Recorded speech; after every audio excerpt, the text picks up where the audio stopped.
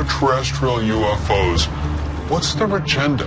What exactly are they doing in the waters of our planet? And most importantly, could their presence be putting us in danger?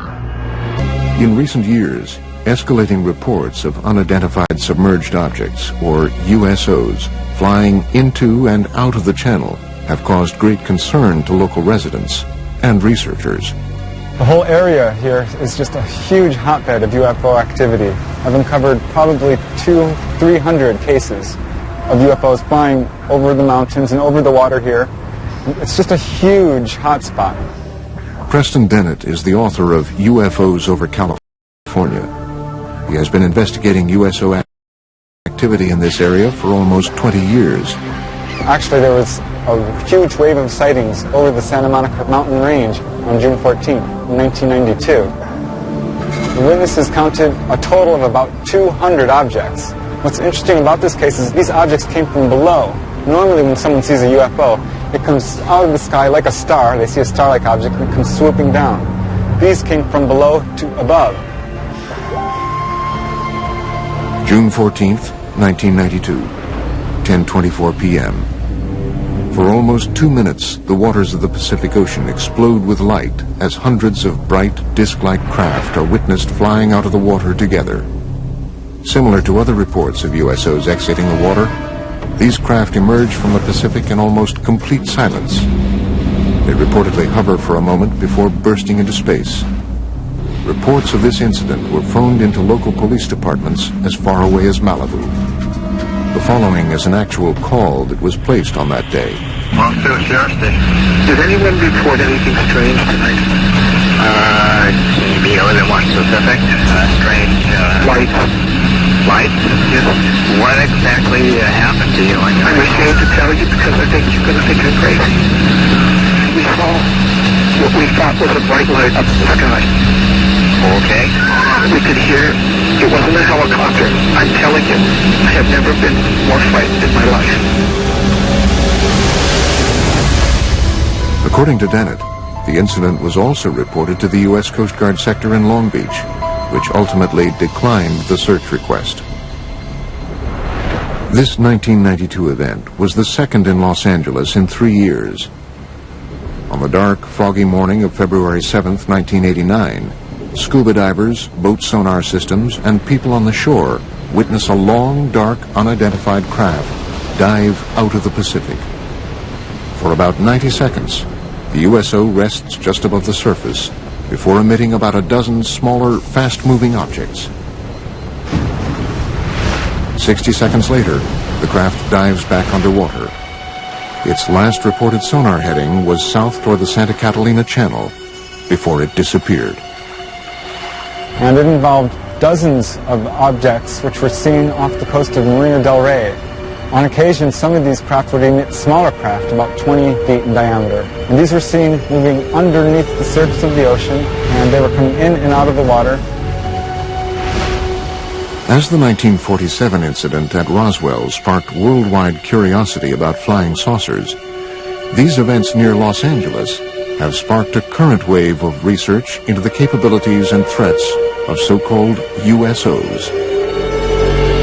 The oceans of the world covering, 70% of the planet, they hide a lot of history and a lot of mystery. There's a very good reason for a whole society of creatures, sentient creatures, advanced creatures living underwater because they can, because nobody goes there.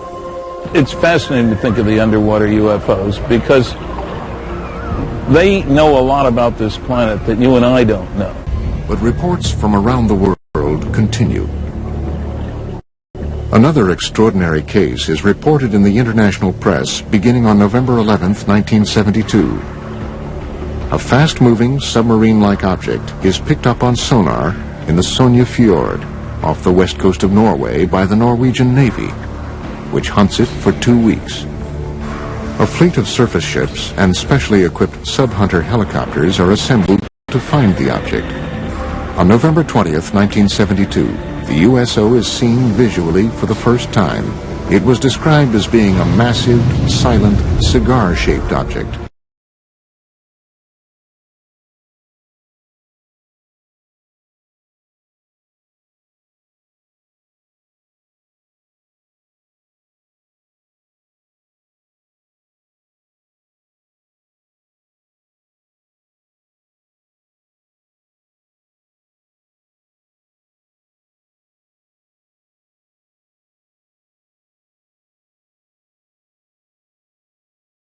A Navy ship promptly fires its guns and torpedoes at the craft.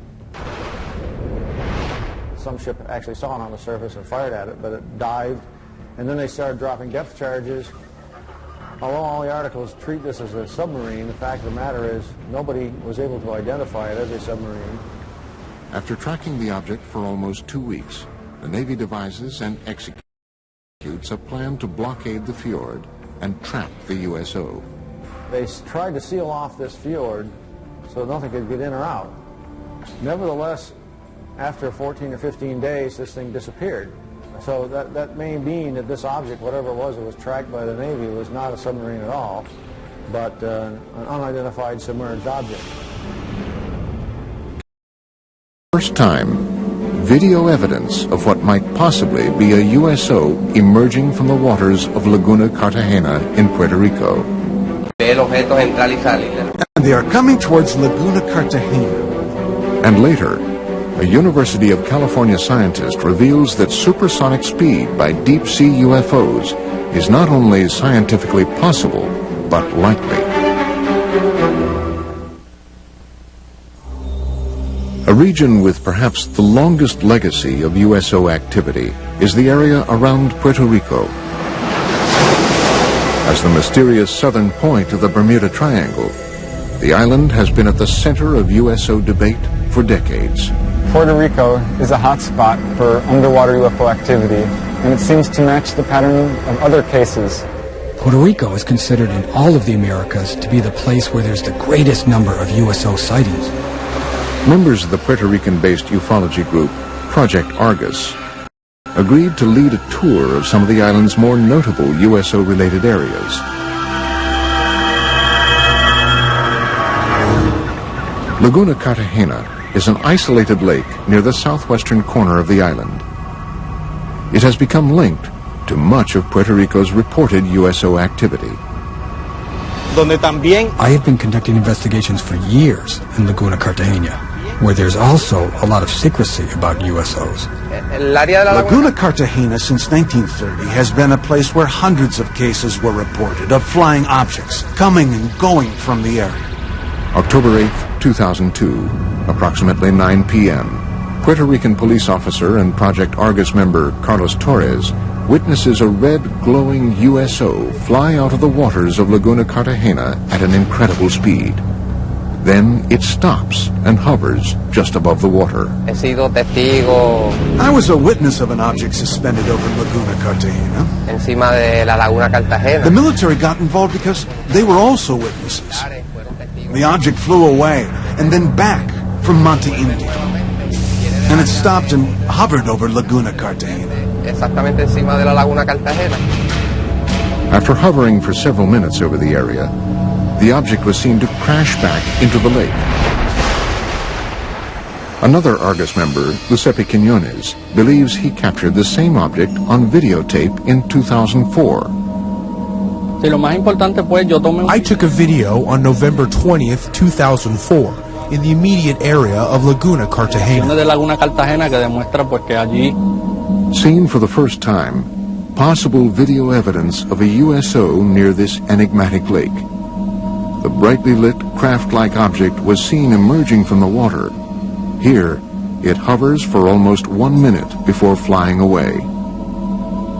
In the mid-1990s, several attempts to disprove the USO activities were made, despite hundreds of witnesses that said they saw lights going in and coming out of the water. They have been seen all over Puerto Rico. Specifically, the most mentioned places are Laguna Cartagena and Route 303. In late 1969, while conducting their regular Operation Deep Freeze ice-breaking exercises near Antarctica, U.S. Navy sailors aboard the USS Calcaterra reportedly witnessed an unidentified submerged object with some extraordinary capabilities. Ivan Sanderson in Argosy magazine, where he talks about an event somewhere in the Arctic when an object came up through the ice and took off, really sort of burrowed its way through.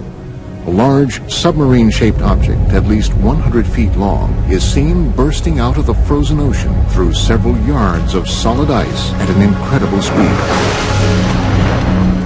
But this case, however, is only one of many similar incidents reported by navies around the world. Researchers envision everything from massive jet-like propulsion systems to frictionless bubbles that cocoon the objects. So the engines wouldn't be engines as you and I would imagine engines.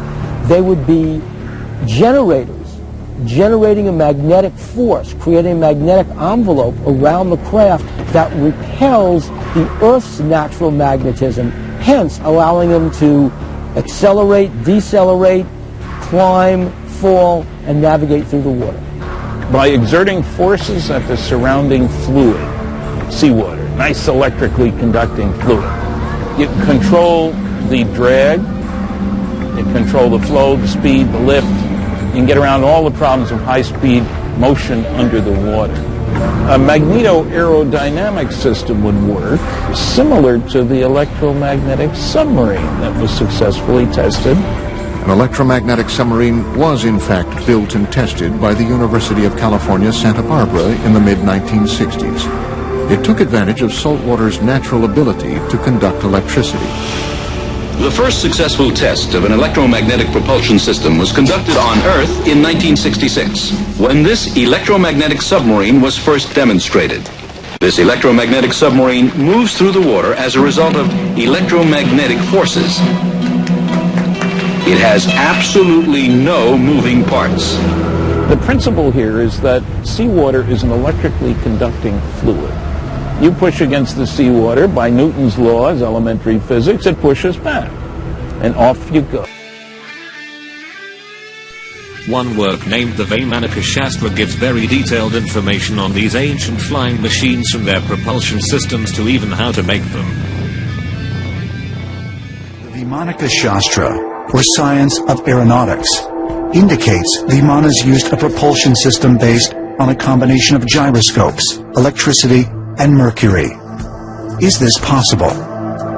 Mercury is an unusual element. Mercury is metal. It's also a liquid, and is a conductor of electricity. Now, there's unusual things you can do with mercury. You can put it into a closed gyroscopic device with mercury spinning around, and then you can electrify it. And studies have been done on this by NASA and by other scientists. And they find that you have levitation effects, anti-gravity kind of effects, and a spinning bright light is part of it too. This talks about mercury rotating and driving some sort of a powerful wind or a windmill effect. Water is a great magnetic conduit. In fact, if they were traveling using a process called diamagnetism, which is a weak repellent force, then water would enhance that force.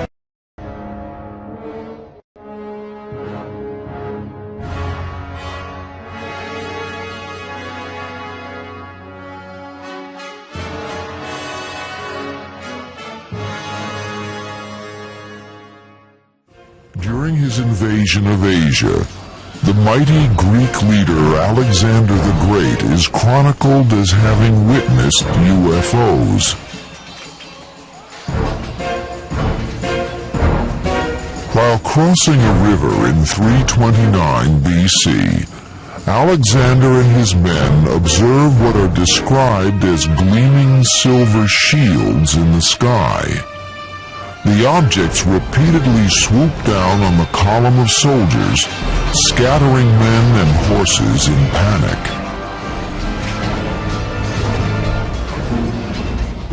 Seven years later, while attacking the Phoenician city of Tyre in the eastern Mediterranean, Alexander again encounters UFOs. Recorded by observers on both sides of the conflict, one of the objects suddenly shoots a beam of light at the city wall, which crumbles into dust, allowing Alexander and his troops to easily breach the defenses and take the city. 29 BC.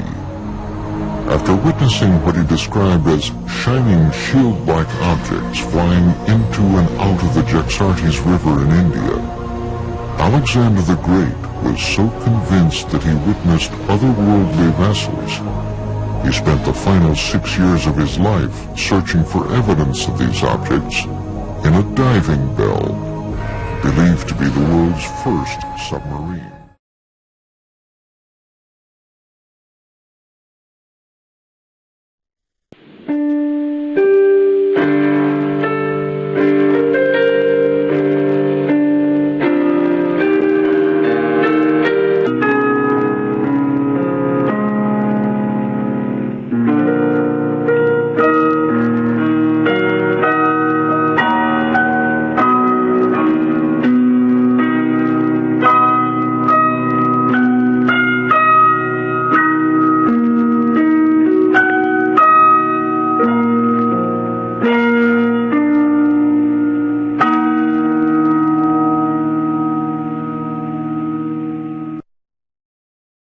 Text from Columbus's log has been made available to the History Channel by archivists at Fordham University.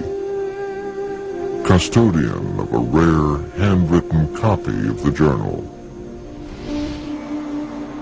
Entries on both September 17th and September 20th indicate that stars or other unidentified lights in the sky are seen to move. The cause was that the star moved from its place, but the needles remained stationary. And from the infamous entry of October 11th. At about 10 p.m. on the 11th of October, 1492, the anxious explorer was on the deck of the Santa Maria when he saw a light glimmering at a great distance. Columbus wrote, "The admiral, standing on the quarterdeck, saw a light.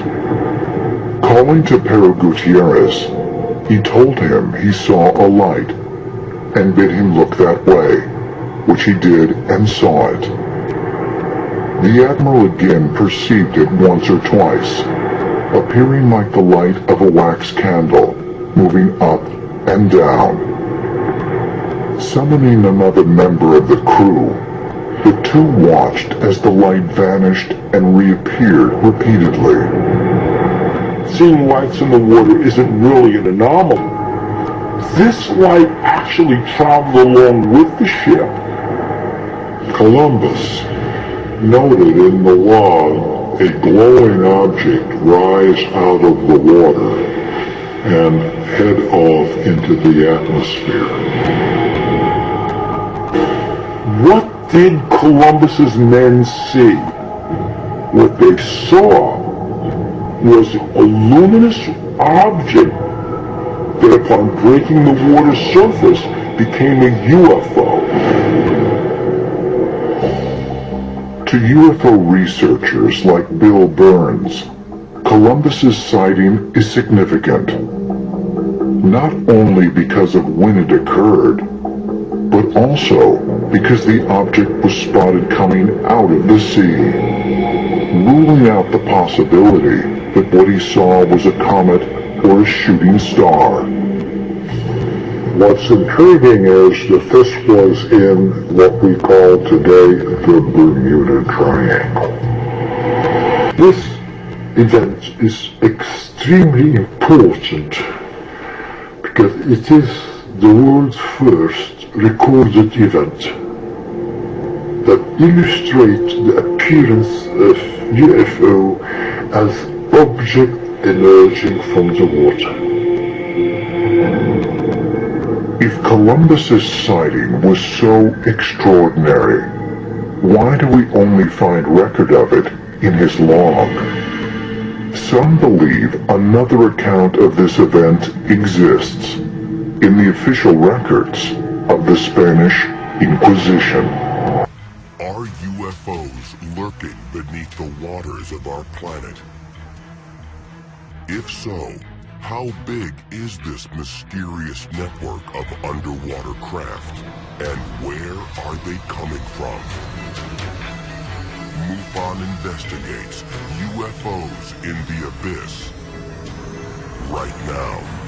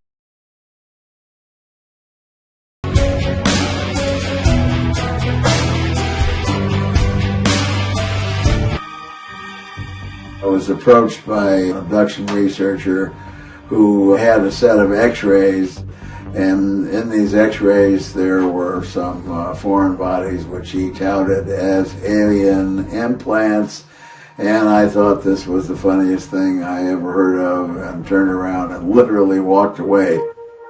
I looked at the x-rays again and I said, well, these look like leftovers from a previous foot surgery to me. So I simply said, well, when did this person have their surgery done? And he said, well, she never had a surgery done. In August of 1995, we did the first 2 surgeries for removal of objects, and when the analysis started to come back, it was a surprise to us all, from the biology down to the metallurgy. We find that the metal is amorphous. That means that there is no atomic alignment of these crystals. How do you have iron that's amorphous and is still magnetic? The soft tissue, which makes the cocoon that houses the metal, actually, this biological tissue grows right into the core of this material. Now, there is nothing in medical science, academic science, or even black budget science that can make biological tissue grow into metal. During my first abduction experience in Rogersville, Tennessee, I came away with an implant in my left shin. It was in my leg for 34 years before I had it removed, and it took another 10 years to have it completely analyzed. It was basically silicone. One scientist said it modulated radio frequencies. If you look at it under a microscope, there's actually a pyramid on the tip and what looks like a soundtrack running down one side. Once I had it removed, I started getting sick. We have quite a few cases where people seem to have had implants placed, usually in the head, and very often an abductee will remember the alien with an instrument with a tiny little ball on the end, which is inserted in a nostril. It goes way up and hurts. And I have some x-rays of one of these things in place in a little girl, and the neurosurgeon looked at it and said, Bud, that's a piece of metal in there, whatever that thing is. And there's no way it could get pretty much into the head without leaving a hole. We have no idea what these things are for. It could be to implant information, it could be a control device, it could be a monitoring device, it could be something we have yet to think about. Well, I do have an implant inside of me, and I believe one is able to send messages back and forth. But I also feel like I have another implant where they're able to not only track me down, but they're able to physically paralyze me.